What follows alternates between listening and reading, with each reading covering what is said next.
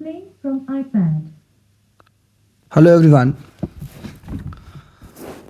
आज से हमारा एक्चुअली वीडियोस हमारा रिविजन्स के पहले ही आने वाले थे, बट नो कुछ कारणों की वजह से रिविजन्स वीडियो नहीं आ पाए थे। आज से हमारा रिवीजन स्टार्ट हो रहा है और ये चैप्टर नंबर 1।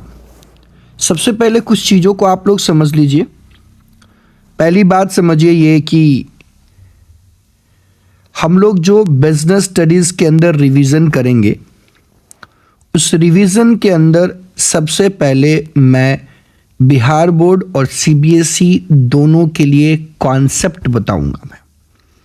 पहले मैं कॉन्सेप्ट क्लियर करूंगा, उसके बाद बिहार बोर्ड और सीबीएसई के लिए अलग अलग जो क्वेश्चंस हैं वो मैं डील कराऊंगा कि वो क्वेश्चंस कैसे करने हैं आपको। सबसे पहले जो हमारा टॉपिक है वो है business studies class 12 chapter number 1।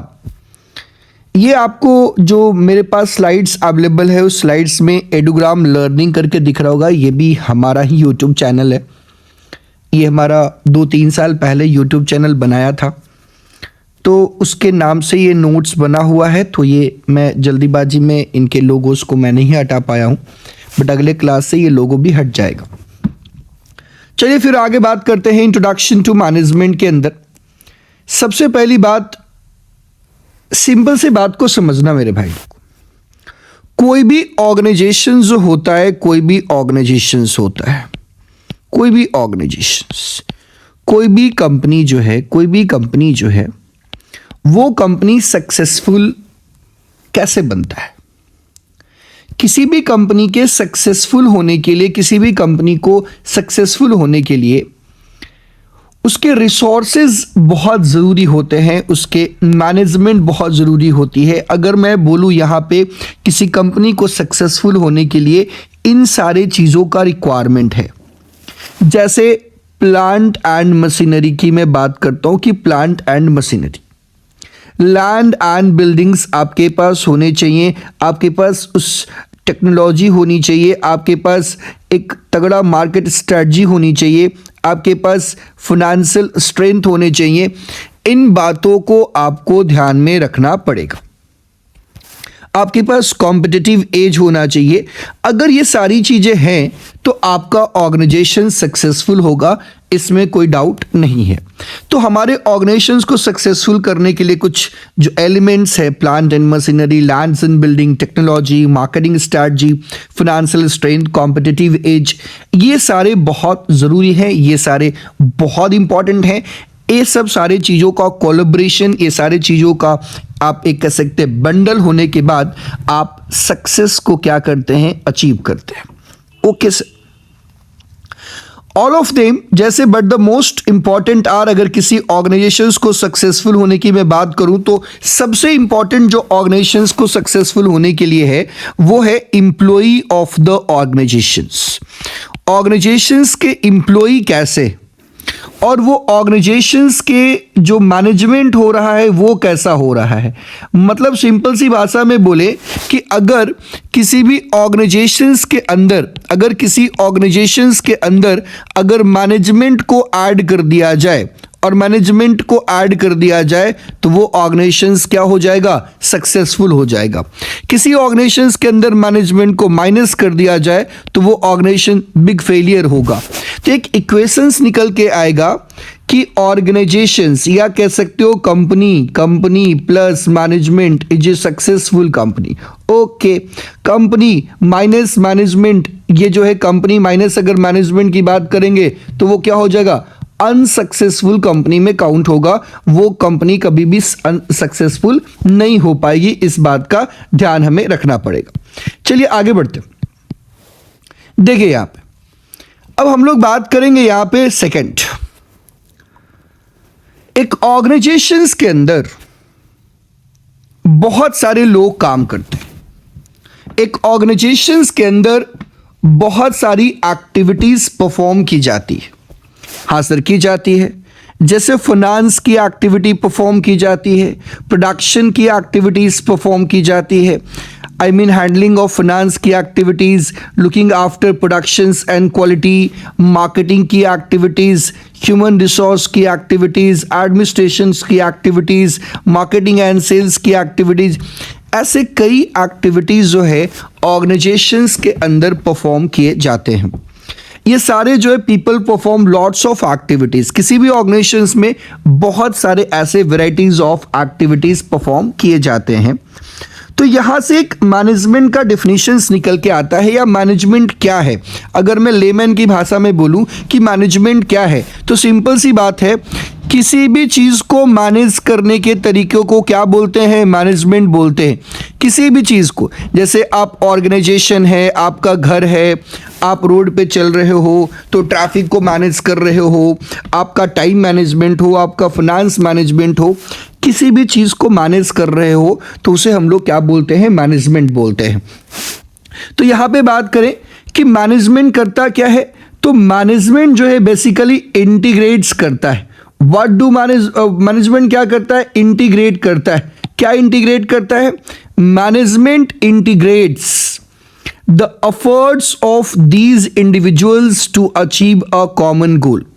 ये जो सारे इंडिविजुअल्स हैं, ये सारे जो इंडिविजुअल्स अभी हमारे पास दिख रहे हैं, ये सारे इंडिविजुअल्स जो हमारे पास दिख रहे हैं, कौन से इंडिविजुअल, सर ये जो बताया आपने, फाइनेंस का काम करने वाले, प्रोडक्शंस के काम करने वाले, मार्केटिंग के काम करने वाले, ह्यूमन रिसोर्स के काम करने वाले, ये सारे जो इंडिविजुअल्स हैं, ये सारे इंडिविजुअल्स के जो एफर्ट्स हैं, ये एफर्ट्स को इंटीग्रेट करने का काम किसका है, मैनेजमेंट का है। समझ में आ रही बात, ये सारे एफर्ट्स को इंटीग्रेट करने का काम किसका है, मैनेजमेंट का है।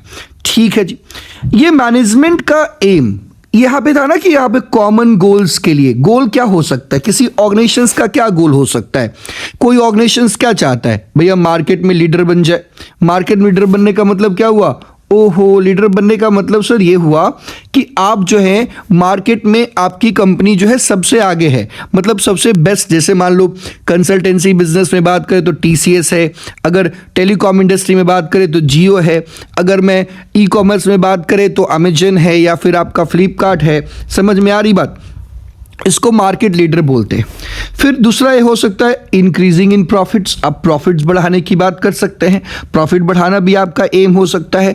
आपकी प्रॉफिट अभी मान लो 10, आपकी प्रॉफिट जो है, मान लीजिए आपकी प्रॉफिट जो है वो 10,000 करोड़ है। मान लीजिए आपकी प्रॉफिट अभी कितनी है, 10,000 करोड़ है, बट आप प्रॉफिट को जो बढ़ा करके कितना पे पहुंचाना चाहते हो, आप प्रॉफिट को बढ़ा करके 20,000 करोड़ पे पहुंचाना चाहते हो।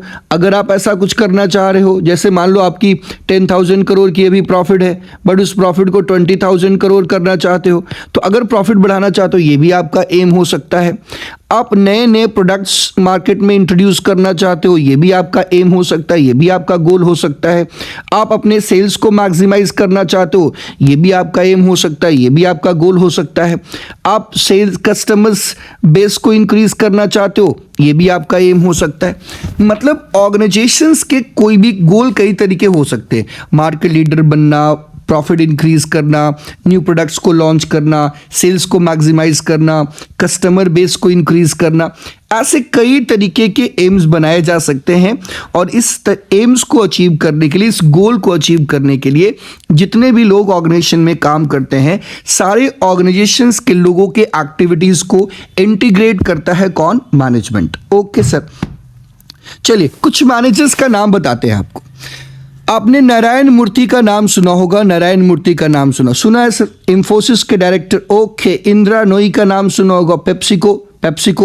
सुनील मित्तल का नाम सुना होगा, एयरटेल। समझ में आ रही बात। रतन टाटा का नाम सुना होगा, ये लैंड रोवर या फिर टाटा के जो हैं वो ओनर हैं।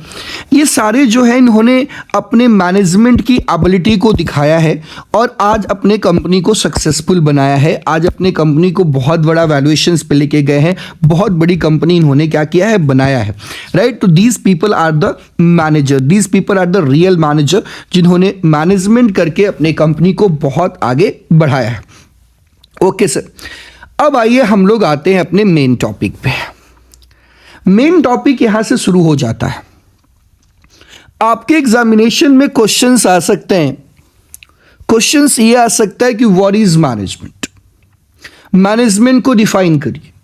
तो मैनेजमेंट को डिफाइन करना क्या है सबसे बड़ा जो वर्ड है यहाँ पे जो आता है मैनेजमेंट जो है वो क्या है, प्रोसेस है। क्या है, प्रोसेस। ध्यान रखिएगा, मैनेजमेंट जो है वो क्या है, प्रोसेस है।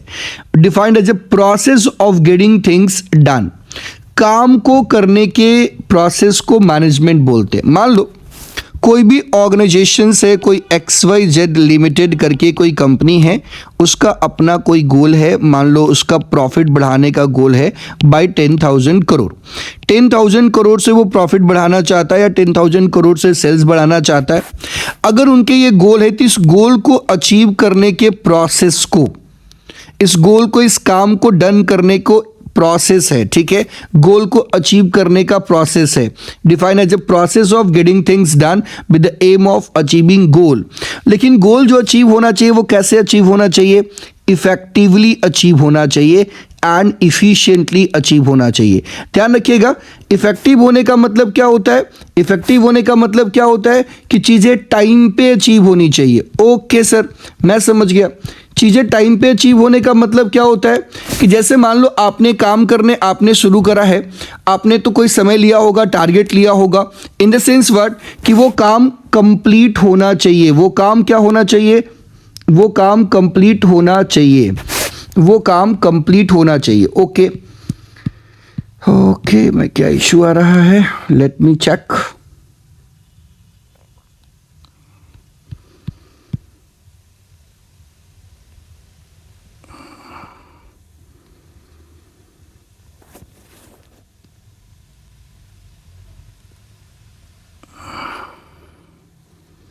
चलिए, ओके, यहाँ पे ये टच हो रहा है, इसकी वजह से इशू आ रहे हैं। Let me check. Okay, done. चलो, तो क्या है, इफेक्टिव होने का मतलब हुआ, इफेक्टिवली मतलब हुआ कि वर्क जो है वो क्या होना चाहिए, कंप्लीट होना चाहिए। वर्क हमारा कंप्लीट होना चाहिए और टाइम पे कंप्लीट होनी चाहिए, समय पे कंप्लीट होनी चाहिए। ये भी बहुत इंपॉर्टेंट रोल प्ले करता है। इफिशिएंटली मतलब होता है मिनिमम पॉसिबल कॉस्ट पे कंप्लीट होना चाहिए। मिनिमम पॉसिबल कॉस्ट मतलब जितना भी हो सके, या जो भी आपने कॉस्ट का टारगेट लिया हुआ है, जो भी आपने कॉस्ट का टारगेट लिया हुआ है, वो कॉस्ट के टारगेट के अंदर ये चीज़ें क्या हो जानी चाहिए, कंप्लीट हो जानी चाहिए। तो उसको हम लोग इफिशिएंट बोलते हैं। ओके, तो आपका मैनेजमेंट का डिफिनेशन सिंपल निकल के आ रहा है कि मैनेजमेंट एक प्रोसेस है जहाँ पे हम अपने कामों को करते हैं। किस लिए करते हैं, गोल को अचीव करने के लिए करते हैं। इफेक्टिवली मतलब समय पे गोल को अचीव करना है, एंड इफिशिएंटली मतलब गोल को मिनिमम पॉसिबल कॉस्ट पे अचीव करना है। क्लियर है पॉइंट, ये हमारा डिफिनेशंस निकल के आता है। अब आइए, when we talk about the process, हम लोग बात करते हैं कि प्रोसेस का, प्रोसेस क्या है, means the activities that management perform to get the things done। Process का मतलब होता है means the activities that management perform to get the things done. जो चीज़ों को करने के लिए, जो काम को करने के लिए जो एक्टिविटीज़ परफॉर्म करते हैं, उसके एक्टिविटीज़ को हम लोग प्रोसेस बोलते हैं। जैसे मान लो आप मैनेजमेंट करते हैं तो मैनेजमेंट एक प्रोसेस है, क्योंकि मैनेजमेंट के अंदर हम लोग एक्टिविटी परफॉर्म करते हैं। वो पहला क्या है, प्लानिंग करते हैं, फिर क्या करते हैं, ऑर्गेनाइजिंग करते हैं, फिर क्या करते हैं, स्टाफिंग करते हैं, फिर क्या करते हैं, डायरेक्टिंग करते हैं, फिर क्या करते हैं, कंट्रोलिंग करते हैं। ये सारी चीज़ें जो है वो हमें सीक्वेंस में करनी होती है। इसको हम ब्रेक नहीं कर सकते, इसको हम आगे पीछे नहीं कर सकते, इसको हम तोड़ नहीं सकते। समझ में आ रही बात। तो मैनेजमेंट जो है वो क्या है, एक प्रोसेस है। प्रोसेस किस चीज़ का है, प्लानिंग का, ऑर्गेनाइजिंग का, स्टाफिंग का, डायरेक्टिंग का और कंट्रोलिंग का, जो सीक्वेंस में चलेगा, जो ब्रेक नहीं होगा। ध्यान रखिएगा, जो ब्रेक नहीं होगा। ऐसा नहीं कि पहले ऑर्गेनाइजिंग कर लें, फिर प्लानिंग कर लें, फिर स्टाफिंग कर लें, फिर कंट्रोलिंग कर लें, नहीं, ऐसे नहीं। सबसे पहले आपको प्लानिंग करनी है, स्टेप नंबर 1 में प्लानिंग करनी है, स्टेप नंबर 2 में ऑर्गेनाइजिंग करनी है, स्टेप नंबर 3 में स्टाफिंग करनी है, स्टेप नंबर 4 में डायरेक्टिंग करनी है और स्टेप नंबर 5 में कंट्रोलिंग करनी है। मतलब आपको एक सीरीज ऑफ स्टेप्स करने पड़ेंगे। उस सीरीज ऑफ स्टेप्स को बोलते हैं प्रोसेस। ओके, चलो अब यहाँ पे थोड़ा ब्रीफली जान ले कि प्लानिंग का क्या मतलब होता है, ऑर्गेनाइजिंग का क्या मतलब होता है, स्टाफिंग का क्या मतलब होता है, डायरेक्टिंग का क्या मतलब होता है और कंट्रोलिंग का क्या मतलब होता है। प्लानिंग आप लोगों ने भी करा होगा, बहुत प्लानिंग करा होगा। सर हम लोग बहुत प्लान करते हैं सर, प्लानिंग में तो कोई दिक्कत की बात ही नहीं सर। प्लानिंग में बेसिकली आप लोग करते क्या हो, प्लानिंग में करते कुछ नहीं है सर, हम लोग जो सोचते हैं ना सर कि फ्यूचर में ये काम करना है ना, उसको हम लोग सोचते हैं कि हाँ ये ऐसे करेंगे। जैसे सर अभी न्यू ईयर का प्लान बन रहा है सर, ओके न्यू ईयर का प्लान बन रहा होगा तो कहाँ जाना है, कैसे जाना है, कौन कौन जाएगा, कब जाना है, ये सारी प्लानिंग आप लोग सेट कर रहे होगे। तो आप जो है फ्यूचर के बारे में प्लान करते हो या पास्ट के बारे में प्लान? फ्यूचर के बारे में सर। मतलब प्लानिंग का मतलब ये होता है कि फ्यूचर में आप क्या क्या करने वाले हो, फ्यूचर में आप क्या क्या करने वाले हो, deciding in advance what is to be done in future. Future में आप क्या क्या करने वाले हो, ये सारी चीजें एडवांस में अभी के अभी क्या कर रहे हो, डिसाइड कर रहे हो, तो इसको हम लोग क्या बोलते हैं, प्लानिंग बोलते हैं। हाँ सर समझ गए सर, बात समझ गए।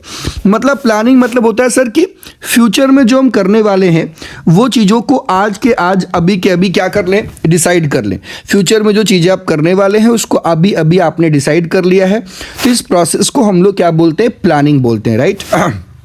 अब देखिएगा, अब बात करते हैं ऑर्गेनाइजिंग का। ऑर्गेनाइजिंग क्या है? Organising the human resources in the best possible manner. जितने भी ह्यूमन रिसोर्सेज आपके ऑर्गेनाइजेशंस के अंदर काम करेगा वो एक स्ट्रक्चर में काम करेगा, वो एक सिस्टम में काम करेगा। तो सिस्टम, एक ऑर्गेनाइजेशंस के अंदर एक सिस्टम, एक हायरार्की, एक स्ट्रक्चर बनाने के प्रोसेस को ऑर्गेनाइजिंग बोलते हैं। जैसे सर बताओ सर, जैसे मान लो आपने कहा, बोला कि मेरा देखो मेरा एक कंपनी रहेगा, उसके अंदर अलग अलग डिपार्टमेंट्स होंगे, डिपार्टमेंट्स के अंदर सब डिपार्टमेंट होंगे। तो ये जो है आपने क्या किया, एक सिस्टम डेवलप किया। इसी सिस्टम को हम लोग क्या बोलते हैं, ऑर्गेनाइजिंग। सिस्टम बनाने के प्रोसेस को क्या बोलते हैं, ऑर्गेनाइजिंग। ओके सर, अब ऑर्गेनाइजिंग होगा तो अलग अलग जॉब क्रिएट होगा, अलग अलग जो है वो जॉब पोजीशंस क्रिएट होगा। उस जॉब पोजीशंस पे लोगों को ला करके बिठाना पड़ेगा, लोगों को ला करके काम पे लगाना पड़ेगा। तो इसका सिंपल सा मतलब होता है positioning right people at the right job. अब जो जो जॉब पोजीशंस क्रिएट हुआ है उसके अकॉर्डिंगली राइट पीपल को लाकर, जैसे मान लो एक फाइनेंस मैनेजर का जॉब पोजीशन क्रिएट हुआ तो फाइनेंस का एक्सपर्ट लोगों को वहां पे ला कर बैठाना। प्रोडक्शन मैनेजर का जॉब पोजीशन क्रिएट होगा तो प्रोडक्शन एक्सपर्ट को ला करके बैठाना। एक प्रोडक्शन एक्सपर्ट, एक फाइनेंस एक्सपर्ट, ऐसे ऐसे लोगों को ला करके वहां पे बैठाना। जिस जॉब के लिए जैसा भी बंदा चाहिए वैसा बंदा को हम लोग हायर करते हैं और उस जॉब पोजीशंस पे ला कर बैठाते हैं। इस प्रोसेस को हम लोग क्या बोलते हैं, स्टाफिंग बोलते हैं।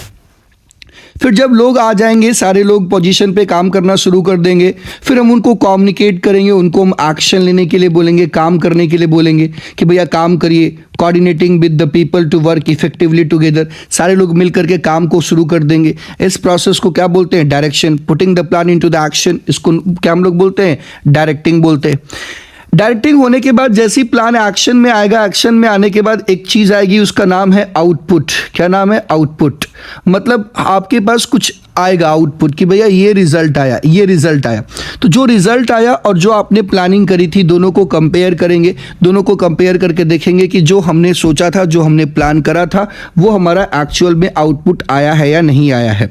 तो दोनों अगर एक्चुअल में आउटपुट आया है, ओके, वेल एंड गुड, कोई दिक्कत की बात नहीं है। इस प्रोसेस को हम लोग क्या बोलते हैं, कंट्रोलिंग बोलते हैं। क्या बोलते हैं, कंट्रोलिंग बोलते हैं। तो ये जो है हमारा जो मैनेजमेंट है, ये प्रोसेस है प्लानिंग का, ऑर्गेनाइजिंग का, स्टाफिंग का, डायरेक्टिंग का और कंट्रोलिंग का। ये अपने आप में 5 चैप्टर हैं जो हम लोग आगे धीरे धीरे करके डील करेंगे। तो अभी हम लोग अपना ब्रीफ में इतना ही आपको बता रहा हूं। चलिए अब बात करते हैं इफेक्टिवनेस का। इफेक्टिवनेस का मतलब होता है doing the right things. Effectiveness का सिंपल सा मतलब होता है आपको जो काम दिया गया उस काम को आपने कंप्लीट कर लिया, बट उस काम को आपने एज ए टाइम बाउंड में कंप्लीट कर लिया। आपने जो है गोल को क्या कर, doing the right task and achieving the goals, आपने गोल को अचीव कर लिया, उसे इफेक्टिवनेस बोलते हैं। इफिशियंसी का मतलब होता है means doing the task correctly, आपने जो काम किया है वो करेक्टली किया है बट मिनिमम पॉसिबल कॉस्ट पे किया है, तो उसे हम लोग क्या बोलते हैं, इफिशियंसी। मतलब एक मैनेजर के वो इफेक्टिव भी होना ज़रूरी है, एक मैनेजर को इफेक्टिव होना भी ज़रूरी है और एक मैनेजर्स को इफिशियंट होना भी ज़रूरी है। मतलब वो चीज़ों को टाइम पे भी कंप्लीट करे और वो मिनिमम पॉसिबल कॉस्ट में भी कंप्लीट करे।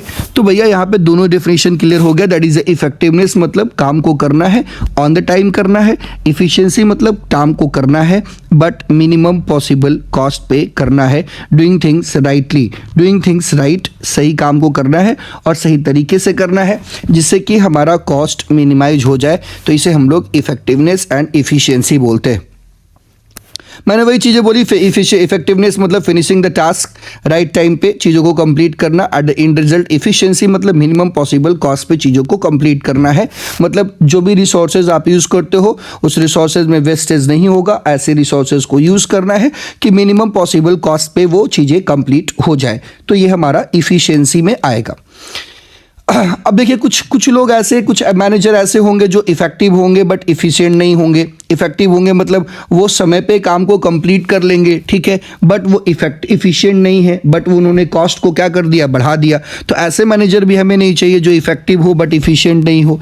ऐसे मैनेजर भी नहीं चाहिए जो इफिशिएंट हो बट इफेक्टिव नहीं हो। मतलब क्या है कि वो उसने कम कॉस्ट तो कम कर दिया लेकिन समय पे काम ही कंप्लीट नहीं किया। ऐसे मैनेजर भी नहीं चाहिए। मतलब हमें मैनेजर कैसे चाहिए, ऐसा मैनेजर चाहिए, मैनेजमेंट ऐसे होना चाहिए कि टाइम पे भी चीज़ें कंप्लीट हो और मिनिमम पॉसिबल कॉस्ट में कंप्लीट हो। मतलब वो क्या है, इफेक्टिव भी हो और इफिशिएंट भी हो।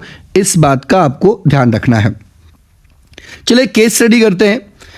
एक केस स्टडी यहाँ पे ये है कि एक मोना है, you this monthly cell target 2 crore रुपया है आपका, एक महीने में 2 करोड़ का सेल करना है। मोना ने कहा यस बॉस कर दूंगा, ठीक है, but great I have made the sales but in 35 days, हमने सेल्स कंप्लीट कर दिया है बट 35 डेज में कंप्लीट किया है। जो चीज़ें 35 दिन में होनी चाहिए थे उसको मैंने 35 दिन में किया है।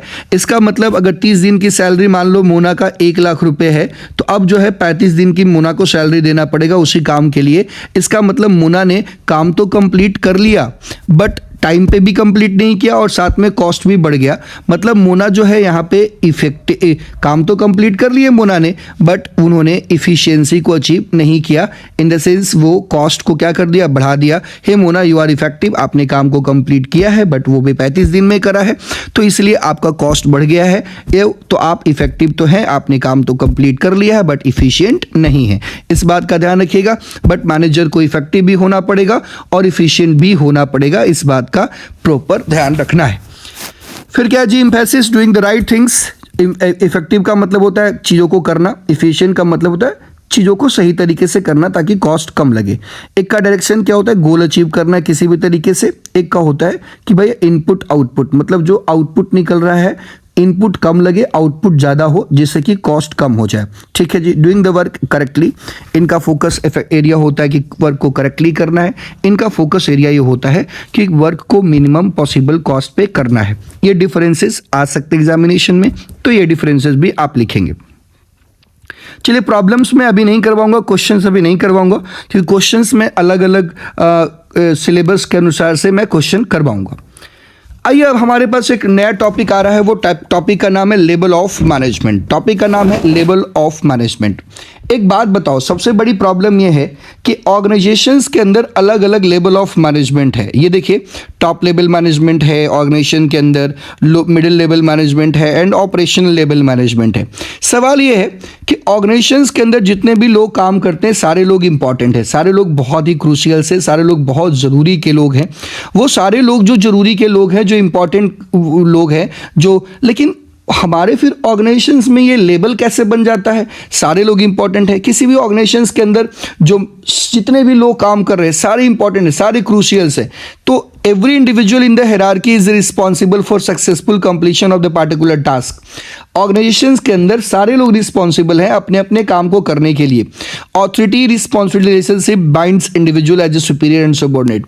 बट होता क्या, समझना है इस बात को, ये लेवल ऑफ मैनेजमेंट बनता कैसे, इस बात को समझिएगा।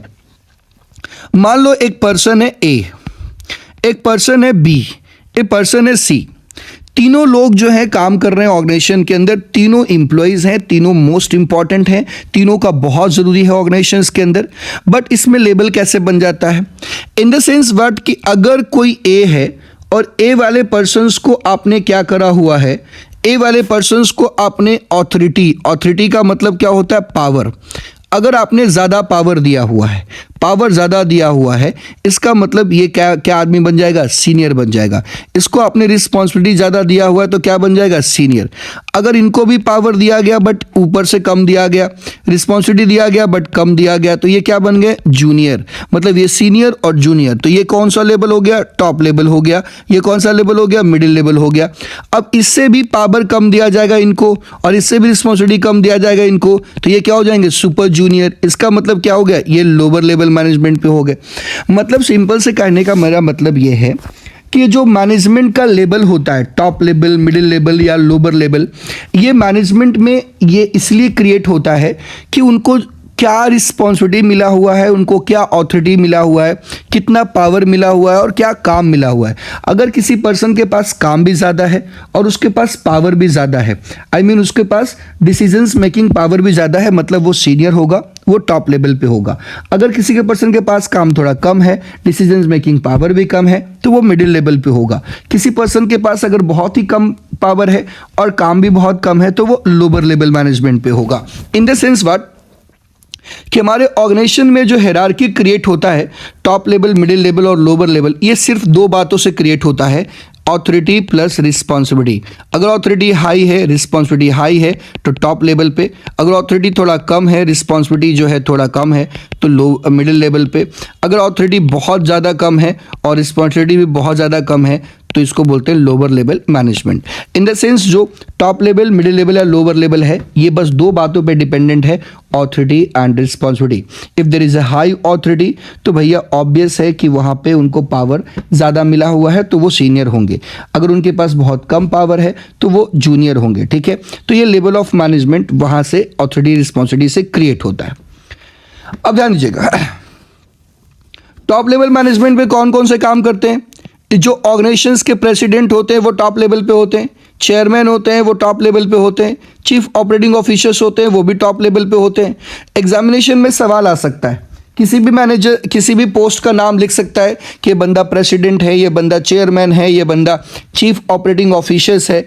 अब ये बंदा चेयरमैन है, चीफ ऑपरेटिंग ऑफिसर्स है या प्रेसिडेंट है, आप बताइए कि ये कौन से लेवल पे काम करता है। तो आपको यहाँ पे ध्यान रखना है कि president, chairman, chief operating officer, CFO या फिर MD, मैनेजिंग डायरेक्टर या फिर डायरेक्टर, ये सारे लोग जो होते हैं वो टॉप लेवल मैनेजमेंट पे काम करते हैं। समझ में आ रही बात, इनका जो है वो टॉप लेवल पे काम करते हैं। अब टॉप लेवल का काम क्या है, टॉप लेवल का काम क्या है, उनका काम बड़ा कॉम्प्लेक्स है, थोड़ा मुश्किल काम, स्ट्रेसफुल काम, थोड़ा डिमांडिंग लॉन्ग आवर्स। जो टॉप लेवल मैनेजमेंट होते हैं उनका काम थोड़ा कॉम्प्लेक्स होता है, थोड़ा स्ट्रेसफुल वर्क होता है। स्ट्रेसफुल वर्क कहने का मतलब क्या है, थोड़ा दिमाग लगाने वाला काम होता है। अच्छा, और उनका जो काम होता है लॉन्ग आवर्स वाला काम होता है। लॉन्ग आवर्स कहने का मतलब क्या है, टाइम टेकिंग वर्क होता है, राइट। वो टाइम बहुत लगता है उनको काम को करने में और उसके लिए उनको कमिटमेंट टू द ऑर्गेनाइजेशंस बहुत हाई देना पड़ता है। हाई कमिटमेंट के साथ उनको काम करना होता है। तो इनका फंक्शन ये है कि ये स्ट्रेसफुल जॉब करते हैं, डिमांडिंग लॉन्ग आवर्स वाला काम करते हैं, कमिटमेंट इनको ऑर्गेनाइजेशंस को हाई देना पड़ता है। तो इन बातों को यहाँ पे ध्यान रखना है कि हमारा टॉप लेवल मैनेजमेंट इस तरीके से काम करता है कि उनका काम stressful, complex, demanding long hours है।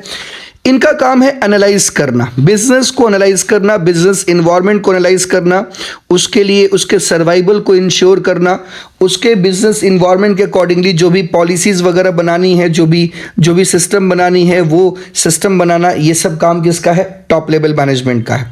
टॉप लेवल मैनेजमेंट जो है रिस्पॉन्सिबल है welfare of the organisation. Welfare मतलब कहने का जितने भी एम्प्लॉय काम कर रहे हैं उनका कैसे वेलफेयर होगा, ऑर्गेनाइजेशंस में जितने भी स्टेक होल्डर्स हैं उनका वेलफेयर कैसे होगा, इसके लिए रिस्पॉन्सिबल कौन है, टॉप लेवल। साथ में ऑर्गेनाइजेशन कैसे सर्वाइव करेगा लॉन्ग रन में, इसका भी काम किसका है, ये काम रिस्पॉन्सिबिलिटी किसका है, टॉप लेवल का।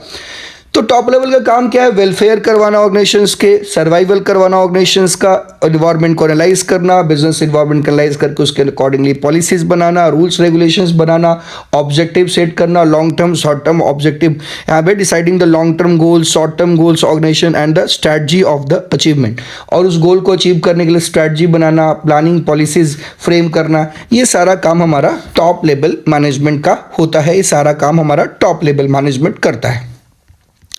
अब आइए हमारे पास है middle level management. Middle level management पे काम करने वाले लोग क्या होते हैं, जितने भी प्रोडक्शन हेड है जितने भी डिपार्टमेंटल हेड्स होते हैं, ठीक है, फाइनेंशियल हेड्स होते हैं, जितने भी डिपार्टमेंट होते हैं ऑर्गेनाइजेशंस के अंदर, चाहे प्रोडक्शन डिपार्टमेंट हो, सेल्स एंड मार्केटिंग डिपार्टमेंट हो, एचआर डिपार्टमेंट हो, जितने भी सारे डिपार्टमेंट के जो हेड होते हैं ना, हेड जो जो इसको लीड करते हैं, जो इनके मैनेजर होते हैं, इस सारे को हम लोग मिडिल लेवल मैनेजमेंट पे रखते हैं। और मिडिल लेवल मैनेजमेंट पे भी काम है इनका काम क्या है कि प्लानिंग करना, मैन पावर प्लानिंग करना, कितने लोग लगेंगे, मैन पावर को, डिपार्टमेंट को कितने पर्सन चाहिए, कितने एम्प्लॉय चाहिए, तो उनको पर्सन्स को ला करके हायर करना वो एचआर डिपार्टमेंट का काम है। नेसेसरी ड्यूटीज़ को असाइन करना, रिस्पॉन्सिबिलिटीज असाइन करना, कौन सा काम करेगा ये सारी डिसाइड करना।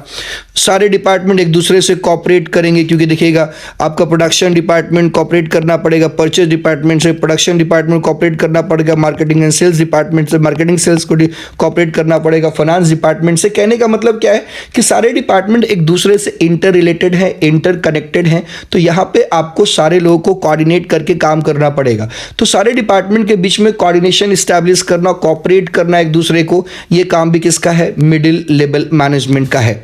मिडिल लेवल मैनेजमेंट जो है रिस्पॉन्सिबल है फर्स्ट लाइन मैनेजर्स का, मतलब फर्स्ट लाइन मैनेजर कुछ भी करता है तो उसको लिए रिस्पॉन्सिबल कौन होता है? Middle line manager. क्योंकि मिडिल लेवल मैनेजमेंट ही जो है लोअर लेवल मैनेजमेंट को इंस्ट्रक्शन देता है और अपने अनुसार से काम करवाता है। तो अगर लोअर लेवल मैनेजमेंट कोई भी काम करता है, उस काम के लिए जो रिस्पॉन्सिबिलिटी बनती है या फिर कह सकते हो अकाउंटेबिलिटी बनती है, वो हमारे मिडिल लेवल मैनेजमेंट की बनती है। तो मिडिल लेवल मैनेजमेंट, अगर मान लो कोई सुपरवाइजर गड़बड़ी किया है तो production manager will be responsible for that, right. अगर कोई क्लर्क गड़बड़ किया है फाइनेंस डिपार्टमेंट के अंदर तो finance manager will be responsible for that.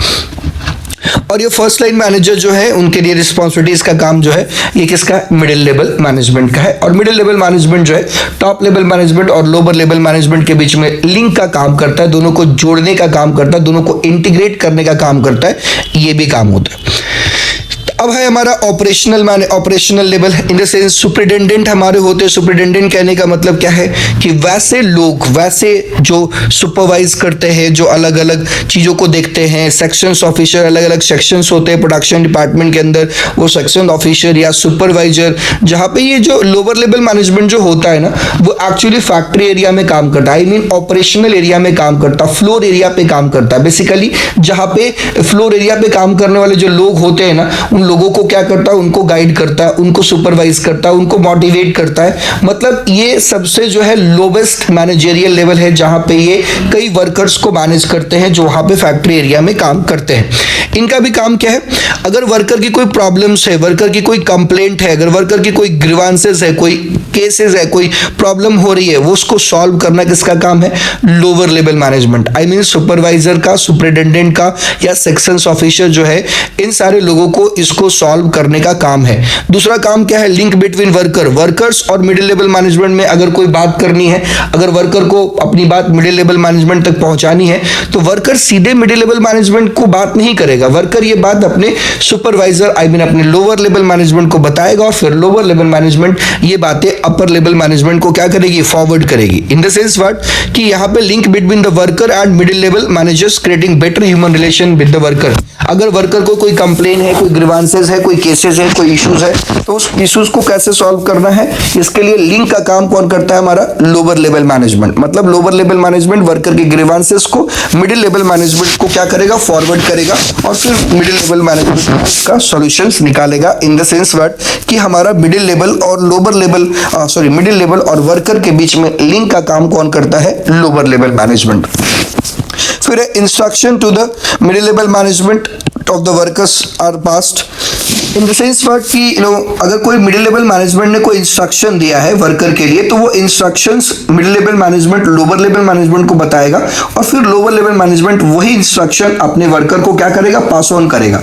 मतलब सिंपल से बात को समझिए कि मिडिल लेवल डायरेक्टली वर्कर से बात नहीं करेगा, बट मिडिल लेवल ये बातें अपने लोअर लेवल मैनेजमेंट को बताएगा, सुपरवाइजर को, सुपरिटेंडेंट को बताएगा, फोरमैन को बताएगा, और ये जो है फिर वो बातें फॉरवर्ड करेंगे वर्कर के साथ, राइट। तो वहां पे इनका काम ये है। अब फैक्ट्री एरिया में रहता कौन है? सुपरवाइजर। तो वहां पे क्वालिटी, जिस क्वालिटी में हमें आउटपुट चाहिए वो क्वालिटी मेंटेन हो रही है कि नहीं, कोई मटेरियल वेस्टेज तो नहीं हो रहा है, कोई मटेरियल बर्बाद तो नहीं हो रहा है, सारे जो एम्प्लॉइज काम कर रहे हैं, वर्कर काम कर रहे हैं, वो वर्कर सेफ्टी स्टैंडर्ड्स को फॉलो कर रहे हैं कि नहीं कर रहे हैं। जैसे फैक्ट्री में जा रहे हैं तो वहाँ हेलमेट लगा के जा रहे हैं कि नहीं जा रहे हैं, अगर कोई हीट वाले एरिया में जा रहे हैं तो क्या वहाँ पे बूट पहन के जा रहे हैं कि नहीं जा रहे, कुछ ऐसे कपड़े पहन के जा रहे हैं कि नहीं जा रहे जिससे कि हीट वगैरह जो है वो उनको नुकसान ना पहुंचाए, ये सारी प्रॉब्लम ना करे। तो ये सारी इंश्योर करने का, सेफ्टी इंश्योर करने का, फैक्ट्री एरिया में वर्कर के साथ कोई एक्सीडेंट ना हो जाए, उनके साथ कोई मिसहैपनिंग ना हो जाए, इसके लिए उनके सेफ्टी बहुत जरूरी है। तो उनके सेफ्टी को इंश्योर करने के लिए हमारा जो काम है वो हमारा सुपरवाइजर का है, फोरमैन का है, सेक्शंस ऑफिसर का है। These people are responsible for the safety of the workers in the factory area. Clear है पॉइंट? फटाफट से हम लोग को रिवीजन करना, फटाफट से टॉपिक को एक बार टच करते चलना है कि क्या क्या चीजें हैं, और फिर मैं इन चीजों को आगे करके पढ़ूंगा। अब ध्यान सुनिएगा। अब यहाँ पे एक टॉपिक और आता है कि मैनेजमेंट जो है आर्ट है, साइंस है या प्रोफेशन है। सवाल यहाँ पे ये है, मैनेजमेंट आर्ट है, साइंस है, प्रोफेशन है। अगर management art, science and profession की मैं बात करूँ तो सिंपल सी बात है कि मैनेजमेंट आर्ट या साइंस या प्रोफेशन है, ये कैसे पता चलेगा? सबसे पहले इसके लिए हमें क्या करना पड़ेगा? मैनेजमेंट के फीचर्स को आर्ट्स के फीचर से कंपेयर करना पड़ेगा, या मैनेजमेंट के फीचर के साइंस के फीचर से कंपेयर करना पड़ेगा, या मैनेजमेंट के फीचर्स को प्रोफेशंस के फीचर से क्या करना पड़ेगा? कंपेयर करना पड़ेगा। अगर हम कंपेयर करेंगे, जैसे मान लो मैनेजमेंट के आर्ट्स के फीचर से कंपेयर करेंगे, मान लो सारा पॉइंट्स मिल गया तो भैया हम बोल देंगे मैनेजमेंट आर्ट्स है। मैनेजमेंट के प्रोफेशन के फीचर से कंपेयर करेंगे और फिर वहां पे अगर फीचर्स मैच कर गया तो बोल देंगे प्रोफेशन है। मैनेजमेंट के फीचर्स को साइंस के फीचर से क्या करेंगे? कंपेयर करेंगे, वहां पे चेकआउट करने की कोशिश करेंगे तो साइंस के फीचर के साथ कंपेयर कर सकते हैं। तो वहां पे अगर कंपेयर करेंगे और हो जाएगा कि नहीं भैया ये साइंस के सारे फीचर जो है वो क्या हो रहे हैं? मैच हो रहे हैं, तो वो बोल देंगे कि मैनेजमेंट क्या है जी? साइंस है। चलिए फिर आप लोग इसको कंपेयर करके देखते हैं। आइए बात करते हैं सबसे पहले मैनेजमेंट जो है आर्ट है या नहीं है। तो सबसे पहले हमें क्या है, चलिए मैनेजर्स और आर्टिस्ट के बीच में कंपटीशन करवाते हैं। ये हमारे कुमार मंगलम बिरला है, ये हमारे बजाज साहब है, ये हमारे मुकेश अंबानी है, ये हमारे AR रहमान है, ये हमारे अमिताभ बच्चन और ये हमारे शाहरुख खान है। थोड़ा कंपेयर करते हैं। आर्टिस्ट आर्ट जो है वो आर्टिस्ट करता है और मैनेजमेंट जो है वो मैनेजर्स करता है। तो थोड़ा हम लोग कंपेयर करते हैं, कंपेयर करके देखते हैं। सबसे पहले सवाल है कि हमें आर्ट्स को जानना पड़ेगा। आर्ट्स है क्या? कला है क्या? बेसिकली कला जो है, कला को क्या बोलते हैं? Skilful and personal application. कला का मतलब होता है अगर आपके पास कोई स्किल है, अगर आपके पास कोई स्किल है, कोई कला है, कोई आपने चीजें सीखी हुई है, and personal applications of existing, ध्यान रखिएगा, personal applications of existing knowledge. जो भी कला आपके पास है, जो भी नॉलेज आपके पास है, उस नॉलेज का अपने तरीके से एप्लीकेशन, अपने तरीके से यूज करना ही जो है वो क्या है? आर्ट है। आपकी वजह से मान लो कि मेरे पास नॉलेज है और नॉलेज को मैं क्या करता हूं? अपने तरीके से यूज करके मैं बच्चों को बता रहा हूं। इसका मतलब मेरे पास टीचिंग का कला है, राइट? मेरे पास टीचिंग का आर्ट है। डिजायर्ड रिजल्ट को अचीव करने के लिए अगर आपके पास स्किल है, उस स्किल को आप यूज कर रहे हो, अपने तरीके से यूज कर रहे हो ताकि लोगों तक जो है आपकी बातें पहुंच सके। जो है आपका डिजायर्ड गोल तो ये है कि हमारी बातें स्टूडेंट तक पहुंच सके। आप अपने उस कला का इस्तेमाल कर रहे हो, या कोई सिंगर होता है अपने पास कला है, उस कला को गा के लोगों तक पहुंचाता है, तो इस पूरे चीज को क्या बोलते हैं? आर्ट बोलते हैं, कला बोलते हैं, राइट? आइए फीचर्स ऑफ आर्ट्स, पहला क्या है? Personalised application and existing of theoretical knowledge and the practice and creativity. ध्यान से सुनिएगा। अगर मैं बोलूं पर्सनलाइज्ड एप्लीकेशन, हर कलाकार का अपना पर्सनलाइज्ड एप्लीकेशन है भाई, ध्यान से सुनना। जैसे देख समझना इधर। सबसे पहले बात आपने सुना होगा, एक शाहरुख खान है और एक आमिर खान है। शाहरुख खान भी कलाकार है, शाहरुख खान भी एक्टर है और आमिर खान भी एक्टर है। शाहरुख खान का एक्टिंग का तरीका अलग है, आमिर खान की एक्टिंग का तरीका क्या है? अलग है। दोनों कलाकार है, दोनों आर्टिस्ट है, बट उनका अपना अपना यूज है। जो कलाकारी उनके अंदर है, जो उनके पास आर्टिस्टिक नेचर के स्किल्स है, वो स्किल्स बहुत अलग अलग अपने अपने तरीके से करते हैं। इनका एक्टिंग करने का तरीका अलग है, इनका एक्टिंग करने का तरीका अलग है। मतलब each artist has its own own style, उनका अपना अपना स्टाइल होता है, अप्रोच होता है उस काम को करने के लिए। जैसे मतलब 2 डांसर जो है, 2 एक्टर, 2 डांसर अलग अलग तरीके से डांस करेगा, 2 सिंगर अलग अलग तरीके से सिंगिंग करेगा, 2 एक्टर अलग अलग तरीके से एक्टिंग करेगा। हमारे नवाजुद्दीन सिद्दीकी का एक्टिंग अलग है, हमारे पास राजपाल यादव का एक्टिंग अलग है, हमारे पास शाहरुख खान का एक्टिंग अलग है। मतलब एक्टर तो सारे हैं बट सबका अपना अपना एक्टिंग का अपना तरीका है। मतलब क्या है, आर्ट में सबसे इंपॉर्टेंट चीज ये है कि पर्सनलाइज्ड एप्लीकेशन है। पर्सनलाइज्ड एप्लीकेशन कहने का मतलब क्या है कि आप जो भी आपके पास नॉलेज है, जो भी चीजें आपके पास है, उसका जो यूज है ना वो आप अपने तरीके से करते हो, राइट। ये आर्ट का पहला फीचर है, समझ में आ रही बात। अब दूसरा है प्रैक्टिकल नॉलेज। हर आर्ट्स के अंदर practical knowledge, to become a good singer आपके पास प्रैक्टिकल नॉलेज होना बहुत जरूरी है, ठीक है। पिचेस, वेराइटीज वगैरह पिचेस चाहिए, रागाज, इंस्ट्रूमेंट्स की नॉलेज आपके पास होना जरूरी है। दूसरी बात है, सबसे पहले आर्ट्स में आ गई ये चीजें। दूसरी आर्ट्स का जो फीचर आता है that is existence of theoretical knowledge. हर कला के अंदर एक थ्योरी है। एक थ्योरी मतलब क्या है, एक लिटरेचर अवेलेबल है और उस लिटरेचर को आप लोग क्या करते हैं, पढ़ते हैं, उसको हम लोग नॉलेज में लेते हैं, लर्न करते हैं। जैसे मान लो आपको डांस करना है तो डांस का अपना लिटरेचर है, म्यूजिक सीखना है तो म्यूजिक का अपना लिटरेचर है, एक्टिंग का अपना लिटरेचर है, कुकिंग का अपना लिटरेचर है। जो भी कलाकारी है उस कलाकार का अपना एक लिटरेचर है, अपना एक जो आप कह सकते हैं थ्योरेटिकल नॉलेज है। उस नॉलेज को गैदर करने के बाद वो जो है वो चीज करता है। तो अगर आपको सिंगर बनना है तो आपको सिंगिंग के जो नॉलेज है, थ्योरेटिकल नॉलेज है, वो नॉलेज आपको लेना पड़ेगा। आपको राग्स के बारे में पता होना चाहिए, आपको जो है अलग अलग धुन ताल के बारे में पता होनी चाहिए, समझ में आ रही बात। तो वो चीजें आपको पहले पढ़ना पड़ेगा। मतलब आर्ट में क्या है, पढ़ने के लिए हर चीजें अवेलेबल है। म्यूजिक के लिए अलग चीजें पढ़नी है, डांसिंग के लिए अलग पढ़नी है, एक्टिंग के लिए अलग पढ़नी है। तो यहाँ पे जो है वो चीजें इन्वॉल्व है। फिर आपका जो कला है, आर्ट है, वो प्रैक्टिस एंड क्रिएटिविटी पे डिपेंड करता है। अब जितना ज्यादा प्रैक्टिस करोगे, जितना ज्यादा अपनी क्रिएटिविटी दिखाओगे, जितना ज्यादा आप अपनी काबिलियत दिखाओगे, उतना ज्यादा आप जो है इंटेलिजेंस, इमेजिनेशन, कांस्टेंट प्रैक्टिस करते रहोगे।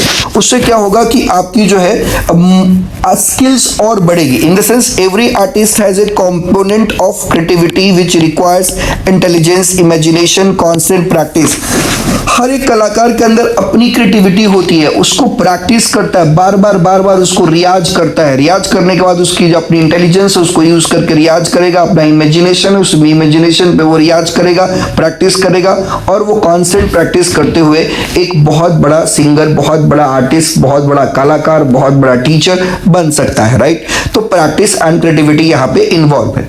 हम लोगों ने 3 फीचर्स देखे। सबसे पहले फीचर्स क्या है कि भैया पर्सनलाइज्ड एप्लीकेशन है। दूसरा फीचर्स ये है कि थ्योरेटिकल नॉलेज अवेलेबल है और तीसरा फीचर्स ये है प्रैक्टिस एंड क्रिएटिविटी जो है आर्ट कला को क्या करता है, बढ़ाता है। जितना ज्यादा आप प्रैक्टिस करोगे, जितना ज्यादा आप क्रिएटिविटी लगाओगे, आपकी कला जो है वो क्या होगी, इनहांस होगी और क्या होगी, बढ़ेगी, राइट। अब ध्यान से यहाँ पे देखना है कि क्या ये सारे फीचर्स मैनेजमेंट के अंदर अवेलेबल है, ये सारे फीचर्स मैनेजमेंट के अंदर अवेलेबल है। तो सबसे पहली बात है, यस, पहला जो है पब्लिकेशंस ऑफ पर्सनल स्किल्स, ये सारा मैनेजमेंट के अंदर अवेलेबल है। कैसे अवेलेबल है समझना इस बात को। देखो, आपका मैनेजर ए है और मैनेजर बी है। दोनों मैनेजर ने जो है एमबीए किया हुआ है, तो एमबीए किया होगा तो नॉलेज तो दोनों को एक ही होगा, उन्होंने थ्योरी तो दोनों को एक ही पढ़ा होगा। बट एक मैनेजर जो है अपने तरीके से अपने एप्लीकेशंस, अपनी नॉलेज को यूज करते करते बहुत बड़ा मैनेजर बन गया। एक अपने नॉलेज को यूज किया बट उतना बड़ा नहीं बन सका।